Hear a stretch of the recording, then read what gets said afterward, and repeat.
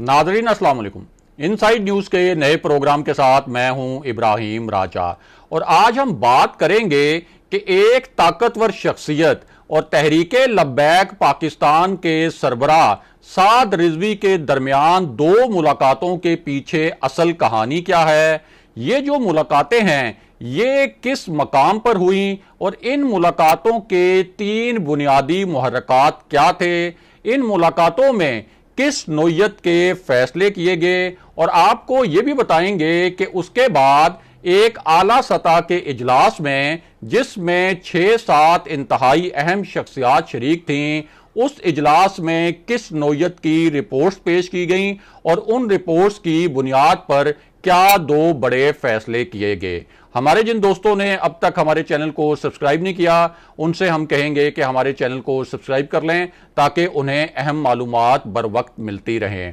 अब वापस आते हैं आज के मौजू पर, यानी एक ताकतवर शख्सियत और तहरीके लब्बैक पाकिस्तान के सरबराह साद रिजवी के दरमियान जो दो मुलाकातें हुई उनके पीछे असल कहानी क्या है। क्योंकि ये मुलाकातें एक ऐसे वक्त में हो रही थी जब हुकूमत को और जो पाकिस्तान के अहम हलके हैं उन्हें कुछ मखसूस नोयत की इंटेलिजेंस रिपोर्ट्स मिल रही थीं और इन रिपोर्ट्स में यह जायजा लिया गया था कि तहरीके लब्बैक पाकिस्तान की सियासी ताकत कितनी है। खास तौर पर तहरीके लब्बैक का जो एक मज़ाहमती मसल है, यानी एक जो मज़ाहमती सियासत है, उसका दायरा कार क्या है। तहरीके लब्बैक का जो एहतजाज है वो मुख्तलिफ शहरों में कितने दिनों तक जारी रह सकता है और इसके साथ साथ कुछ ऐसी फहरिस्तें भी बनाई गई कि तहरीके लब्बैक के वो कौन से कायदीन हैं जो कि इस पूरी सूरत हाल में तहरीके लब्बैक के सरबराह के साथ खड़े रहेंगे और वो कौन से कायदीन हैं जो इस वक्त साद रिजवी का जो नजरिया है उसकी मुखालफत पर आमादा होंगे या अगर उनसे मज़ाकरात किए जाएं तो वो एक अलग रास्ता अख्तियार कर लेंगे या अगर उन पर दबाव डाला जाए तो वो साद रिजवी की मुखालफत करने पर आमादा हो जाएंगे। अब ये जो पूरी रिपोर्ट थी इनका एक जायजा लिया गया और इसी जायजे के पस मंजर में एक ताकतवर शख्सियत की साद रिजवी से दो मरतबा मुलाकात हुई। ये मुलाकातें कहाँ हुई और इन मुलाकातों में किस नोयत के मामलात डिस्कस हुए उसकी पूरी तफसील भी आपको बताते हैं और साथ ही आपको ये भी बताते हैं कि साद रिजवी और तहरीके लब्बैक पाकिस्तान के हवाले से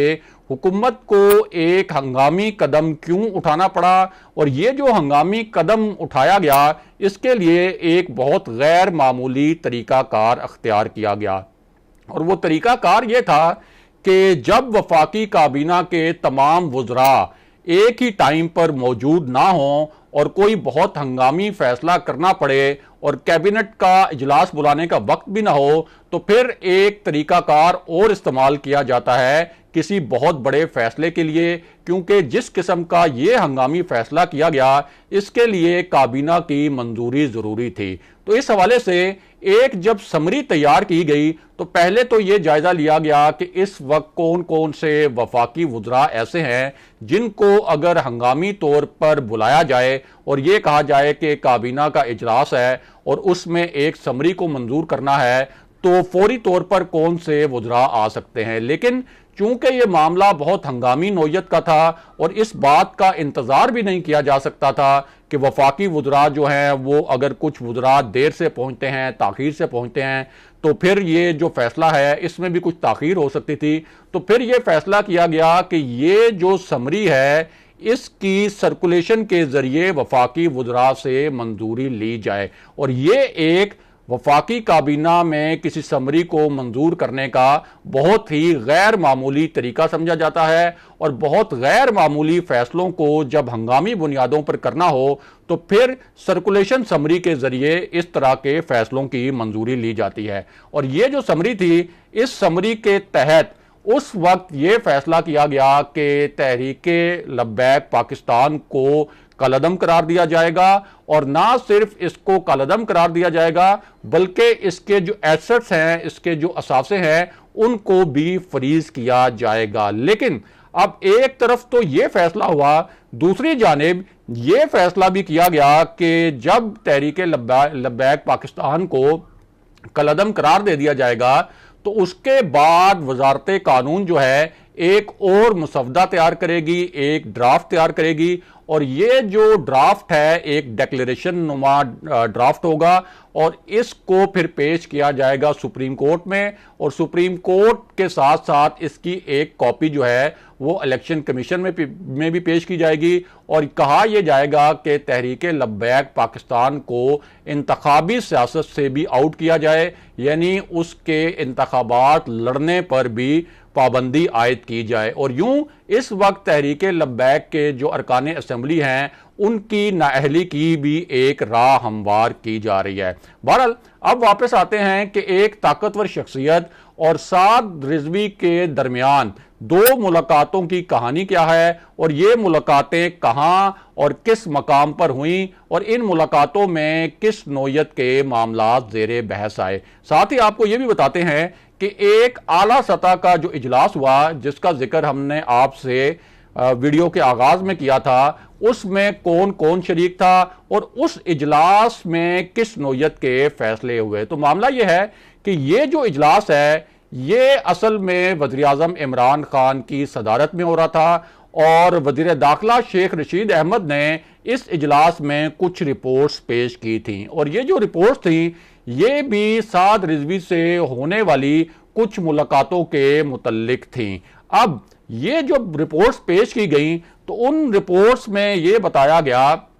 कि तहरीक लब्बैक पाकिस्तान का जो एक एहतजाज करने का पोटेंशल है वो पोटेंशल क्या है, और अगर तहरीक लब्बैक पाकिस्तान के खिलाफ कोई फैसला कुन कार्रवाई होती है तो उसके बाद मुल्क में किस नौयत की सूरत हाल पैदा हो सकती है। और उससे पहले ये तय किया गया और ये दो जो वज़रा थे उनकी जानिब से ये तजवीज़ भी आई कि पार्लियामेंट में एक करारदाद पेश की जाए और वो उस करारदाद का मतन कुछ इस तरीके से हो, कोई इस तरह का हो कि उसमें पूरी पार्लियामेंट जो है वो ख़त्म नबूवत के सिलसिले में एक इत्तफाक राय से करारदाद मंजूर करे। लेकिन वो जो तहरीक लब्बैक पाकिस्तान का एक और मुतालबा था कि फ्रांसीसी सफ़ीर को पाकिस्तान से बेदखल किया जाए और फ्रांस से भी पाकिस्तान के सफ़ीर को वापस बुलाया जाए, उस मामले पर अभी कोई पेशरफ ना की जाए। अब ये जो इजलास था ये हुआ 7 अप्रैल को, जिसमें वज़ीर मजहबी अमूर जो हैं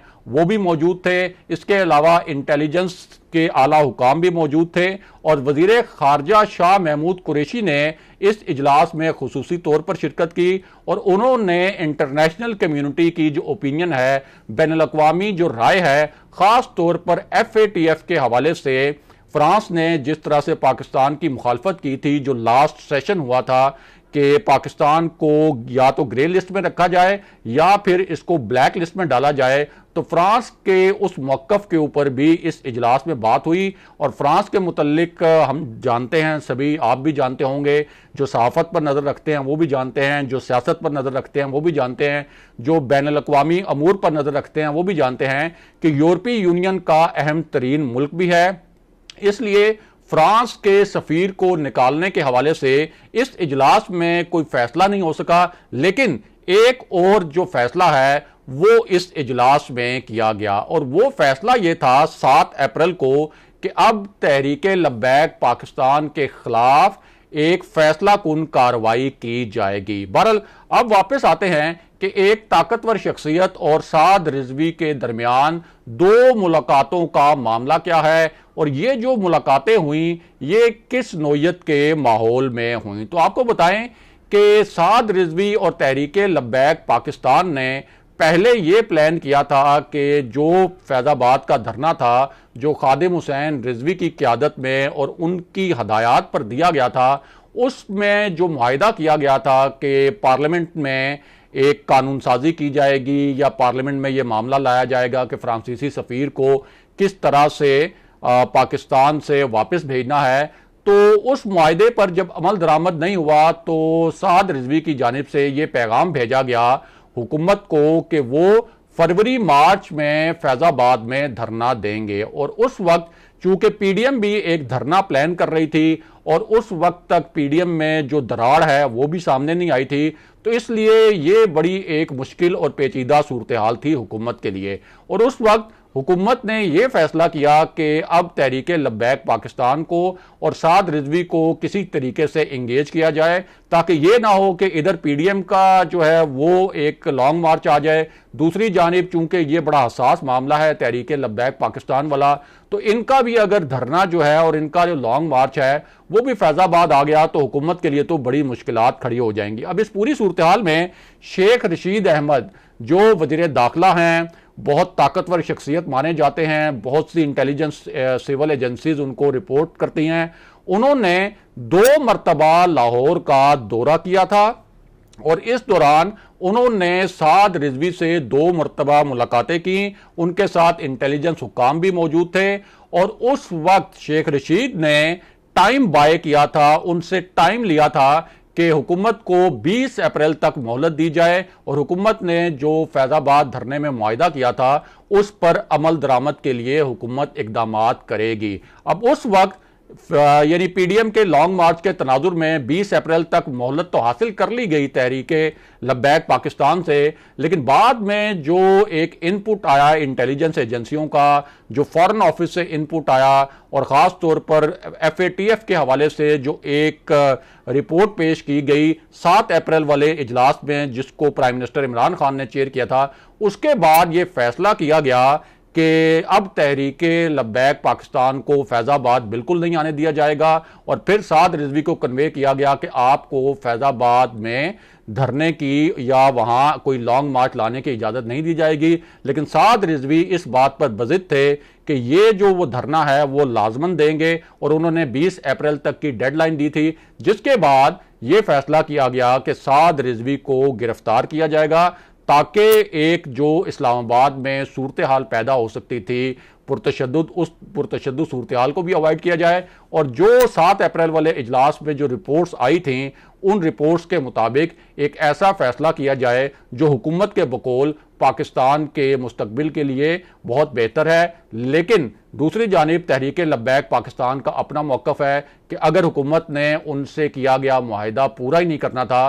तो वो मुआहिदा नहीं किया जाना चाहिए था। अगले प्रोग्राम तक के लिए खुदा हाफिज़।